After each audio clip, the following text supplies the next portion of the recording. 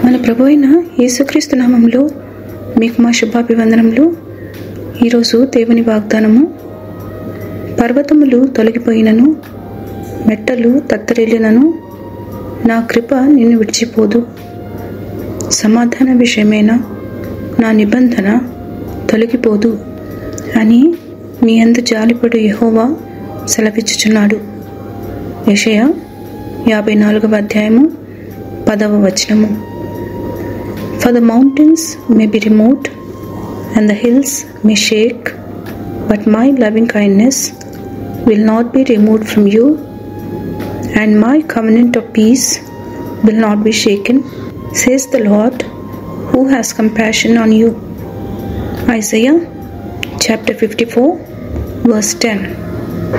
ప్రార్థన. ప్రేమగల ప్రభువా, దయగల తండ్రి, మీ నిత్యమైన కృపా కనికరములను బట్టి వందనాలు.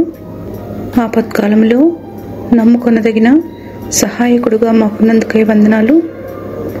అమూల్యమైన మీ వాగ్దానములచే మమ్మల్ని ఆదరించుచున్నందుకై వందనాలు. ఆ వాగ్దానములను చేపట్టి ప్రతి పరిస్థితిలో ధైర్యంతో ముందుకు సాగుటకు కృపనిమ్మని యేసు నామములో వేడుచున్నాము తండ్రి. ఆమేన్. Have a blessed day. God bless you.